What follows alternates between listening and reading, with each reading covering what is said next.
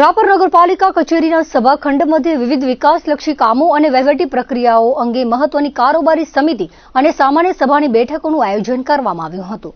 આ બેઠકમાં શહેરના વિકાસ કાર્યો, વાર્ષિક હિસાબો અને વહીવટી મંજૂરીઓ સહિતના અનેક પ્રશ્નો પર સભ્યો વચ્ચે વિસ્તૃત ચર્ચા વિચારણા હાથ ધરાઈ હતી અને મહત્વના નિર્ણયો લેવામાં આવ્યા હતા। નગરપાલિકાના સભાખંડ મધ્યે કારોબારી સમિતિની બેઠક સમિતિ ચેરમેન વિકાસ શાહની અધ્યક્ષતામાં મળી હતી। આ બેઠકમાં ગત કારોબારી સમિતિની બેઠકની કાર્યવાહી નોંધનું વાંચન કરીને તેને બહાલી આપવામાં આવી હતી। તદુપરાંત શહેરમાં હાથ ધરવાના થતા વિવિધ વિકાસ કાર્યો માટે આવેલા જુદા જુદા ટેન્ડરોના ભાવો મંજૂર કરવા, બાકી બિલોના ચૂકવણા કરવા તેમજ નગરપાલિકાની વિવિધ શાખાઓ અને વિભાગો તરફથી રજૂ થયેલા પ્રશ્નો અને અધ્યક્ષ સ્થાનેથી રજૂ થયેલી બાબતો પર ચર્ચા કરી યોગ્ય નિકાલ કરવામાં આવ્યો હતો।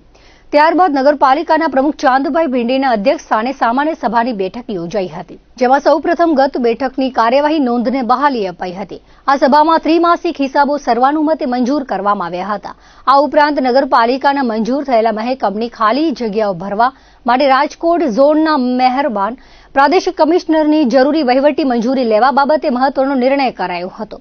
સામાન્ય સભામાં પણ બાકી બિલોની ચૂકવણી, વિવિધ વિભાગોની રજૂઆતો, કચેરીને મળેલ અરજીઓ અને પરિપત્રોના વાંચન બાદ જરૂરી કાર્યવાહી હાથ ધરવા માટે આયોજન કરાયું હતું। પ્રમુખશ્રીની અનુમતિથી રજૂ થયેલા અન્ય લોકોપયોગી પ્રશ્નો પર પણ સભ્યો દ્વારા સકારાત્મક ચર્ચા કરાઈ હતી। બેઠકના અંતે રાપર નગરપાલિકામાં ફરજ બજાવતા અને વય નિવૃત્ત થતા ફાયરમેન નરેન્દ્રસિંહ જાડેજા તથા વાલમેન દેવાભાઈ મેરિયાનો વિદાય સમારોહ યોજાયો હતો।